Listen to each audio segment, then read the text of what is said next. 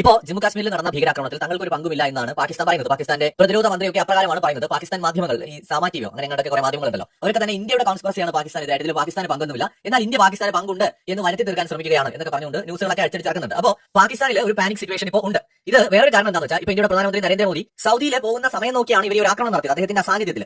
അപ്പോൾ അദ്ദേഹം ചെയ്തതെന്ന് വെച്ചാൽ അവിടെ നിന്ന് പെട്ടെന്ന് തന്നെ തിരിച്ചു വന്നു, യാത്ര വെട്ടി ചുരുക്കി തിരികെ എത്തി. തിരികെ എത്തിയപ്പോൾ ചർച്ചകൾ നടക്കുകയാണ്, എന്താണ് അടുത്ത തീരുമാനം. അപ്പോൾ പാകിസ്ഥാൻ മനസ്സിലായിട്ടുണ്ട് ഇന്ത്യ എന്തായാലും ഒരു തിരിച്ചടി നടത്തും. അതൊരു പക്ഷേ കാരണം സിവിലിയൻസിനാണ് തൊട്ടത്. അപ്പോൾ അത് ഒരിക്കലും മറക്കാനാകാത്ത ഒരു തിരിച്ചടി ആയിരിക്കും. അത് ഏതുവരെ പോകും? ഒരു മുഴുവൻ സൈനിക നീക്കത്തിലേക്ക് ഇന്ത്യ പോകുമോ, അല്ലെങ്കിൽ പാക് അധീന കശ്മീരിൽ കയറി പൂണ്ട് വിളയാടുമോ, ഒരു പിടി അവർക്ക് കിട്ടുന്നില്ല. അപ്പൊ ഇവരിപ്പോ ചെയ്യുന്നത് പാക് അധീന കശ്മീരിലുള്ള ഗ്രാമങ്ങളിൽ ഉണ്ടായിരുന്ന ആളുകളെ ഒഴിപ്പിക്കുകയാണ്. ഈ ഇന്ത്യ പാകിസ്ഥാൻ ബോർഡറിലെ ഗ്രാമങ്ങളിൽ കൂടുതൽ തീവ്രവാദികളാണ്. ഈ ആൾക്കാരെന്ന് പറഞ്ഞാൽ അത് മോശമായി പോകും. മെജോറിറ്റി അതിനകത്ത് തീവ്രവാദികളാണ് അവിടെ സെറ്റിൽ ആയിരിക്കുന്നത്. ഈ തീവ്രവാദികളെയും മനുഷ്യർ സാധാരണക്കാരായിട്ടുള്ള ആളുകളെയും ഒഴിപ്പിച്ചു എന്നാണ് ഇപ്പോൾ ചില റിപ്പോർട്ടുകൾ പ്രകാരം മനസ്സിലാക്കാൻ കഴിയുന്നത്. തീവ്രവാദികളെ മാത്രമല്ല, പാകിസ്ഥാൻ പട്ടാളവും, ഇന്ത്യ പാകിസ്ഥാൻ ബോർഡർ ഉണ്ടല്ലോ, നിലവിലെ ബോർഡർ LOCയിൽ നിന്ന് പാകിസ്ഥാൻ പട്ടാളവും പുറകിലേക്ക് പോയിരിക്കുകയാണ്. എന്ന് വെച്ചാൽ ഇന്ത്യയുടെ ഒരു തിരിച്ചടി ഉണ്ടാകും, അത് ചിലപ്പോൾ പാകിസ്ഥാൻ പട്ടാളത്തിന് നേരെയൊക്കെ ആകാമെന്ന് മുന്നിൽ കണ്ടുകൊണ്ട് പല പോസ്റ്റുകളും ഉപേക്ഷിച്ചിട്ട് കുറെ പുറകിലേക്ക് പാകിസ്ഥാൻ സൈന്യം നീങ്ങിയിരിക്കുകയാണ്, ഇന്ത്യയുടെ ആക്രമണം ഭയന്നിട്ട്. ഇതേ സമയത്ത് തന്നെ പാകിസ്ഥാന്റെ പല എയർബേസിലും ഉണ്ടായിരുന്ന എയർക്രാഫ്റ്റുകൾ ഈ ഭാഗത്തേക്ക് സപ്പോർട്ടിനായിട്ട് കൊണ്ടുവന്നിട്ടുണ്ട് എന്നും സൂചനയുണ്ട്. എന്ന് വെച്ചാൽ ഒരു യുദ്ധം നേരിടാൻ തയ്യാറെടുക്കുകയാണ് പാകിസ്ഥാൻ. ഇന്ത്യ എങ്ങാനും ഒരു മുഴുവൻ സൈനിക നീക്കത്തിലേക്ക് വരികയാണെങ്കിൽ അതിനെ പ്രതിരോധിക്കാനുള്ള ഒരു തയ്യാറെടുപ്പാണ് പാകിസ്ഥാൻ ഇപ്പോൾ എടുക്കുന്നത്. ഇന്ത്യ ഒരു യുദ്ധത്തിന് ചിലപ്പോൾ മുതിർന്നേക്കുമെന്ന് പാകിസ്ഥാൻ കണക്കൂട്ടുന്നു. അപ്പോൾ ആ യുദ്ധത്തെ നേരിടാനായിട്ടുള്ള തയ്യാറെടുപ്പുകളാണ് പാകിസ്ഥാൻ ഇപ്പോൾ ചെയ്യുന്നത്. മുൻപ് ഇതുപോലെ ഭീകരാക്രമണങ്ങൾ ഉണ്ടായപ്പോഴൊക്കെ തന്നെ ഇന്ത്യയുടെ ഭാഗത്ത് നിന്ന് ശക്തമായ പ്രതികരണങ്ങൾ നൽകുകയുണ്ടായി. പ്രത്യേകിച്ച് മോദി വന്നതിന് ശേഷം ബാലാക്കോട്ട് ആക്രമണമൊക്കെ നമുക്ക് അറിയാവുന്നതാണ്. അപ്പോൾ സമാനമായ രീതിയിലോ ചിലപ്പോൾ അതിനേക്കാൾ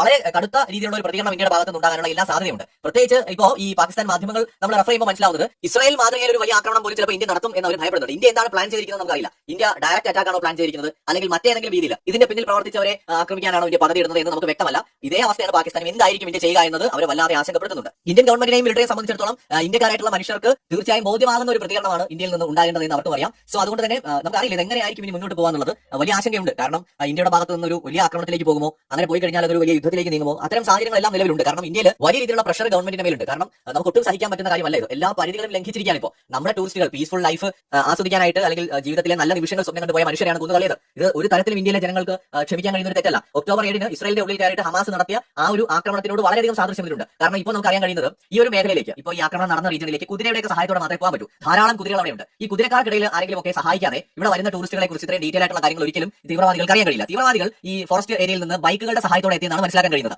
അപ്പൊ എന്തായാലും ഇതിന് സപ്പോർട്ട് ഈ കുതിരക്കാർക്കിടയിൽ നിന്ന് കിട്ടിയിട്ടുണ്ടാകാനും സാധ്യതയുണ്ട്. അപ്പൊ ഈ വഴിയിലെല്ലാം അന്വേഷണങ്ങൾ പുരോഗമിക്കുകയാണ്. 6 7 ഒക്കെ തീവ്രവാദികൾ ഉണ്ടായിരിക്കാം. മറ്റേത് ഇപ്പോൾ ഇസ്രായേൽ ഒക്ടോബർ 7 നടന്ന എങ്ങനെയാണ് പാരച്യൂട്ടിലും മറ്റുമൊക്കെ വന്നിറങ്ങി ആക്രമിച്ചു ഇവിടെ മോട്ടോർ സൈക്കിൾ വന്നു. വളരെ സ്ട്രോങ് ആയിട്ടുള്ള സുരക്ഷാ സംവിധാനങ്ങളൊക്കെ ഇന്ത്യ ഇവിടെ ഒരുക്കിയിട്ടുണ്ട്. പക്ഷേ എന്നാലും ഈ പറഞ്ഞ പോലെ തീവ്രവാദികൾ എന്ന് പറയുമ്പോൾ ഒരുപാട് പരീക്ഷണങ്ങൾ നടത്തുകയാണ്. എന്ന് വെച്ചാൽ ഒരുപാട് അറ്റംപ്റ്റ് നടത്തുകയാണ്. ഒന്നിന് പുറകെ ഒന്നായിട്ട് അവർ ഇങ്ങനെ പരിശ്രമിച്ചുകൊണ്ടിരിക്കുകയാണ്. അവരുടെ ഓരോ അറ്റംപ്റ്റും ഇന്ത്യ തകർത്തുകൊണ്ടിരിക്കുകയാണ്. ഈ തകർക്കുന്നതൊക്കെ ചെറിയ ചെറിയ വാർത്തകളായിട്ട് ഒന്നും നമ്മൾ വലിയ രീതിയിൽ ചർച്ചയാവില്ല. ഒരുപാട് അറ്റംപ്റ്റുകൾ നടത്തുമ്പോൾ ഇതുപോലെ ചില സമയത്ത് അവർക്ക് ഒരെണ്ണം വിജയിപ്പിക്കാൻ കഴിയും. അപ്പൊ ഇവിടെ ഇപ്പോൾ ഇന്ത്യ 26 27 മനുഷ്യജീവനുകൾ നമ്മൾ നഷ്ടപ്പെട്ടു നിൽക്കുകയാണ്. ഇന്ത്യ ഇസ്രായേൽ നൽകിയ പോലത്തെ ഒരു മറുപടി ഈ പാക് അധീന കശ്മീരിലെ തീവ്രവാദികൾക്ക് ഇന്ത്യ നൽകും എന്ന ഭയം പാകിസ്ഥാനുണ്ട്. അവർ അതുകൊണ്ട് തന്നെ ഒരു യുദ്ധത്തിന് തയ്യാറെടുക്കുകയാണ്. ഇന്ത്യയുടെ ഭാഗത്ത് നിന്ന് അടുത്ത നീക്കം എന്താണെന്ന് നമുക്കറിയില്ല. ഇത് സംബന്ധിക്കുന്ന കൂടുതൽ അപ്ഡേറ്റുകൾ തീർച്ചയായിട്ടും വരും. അപ്പോൾ മറ്റൊരു വീഡിയോയുമായി വീണ്ടും വരാം. ബൈ.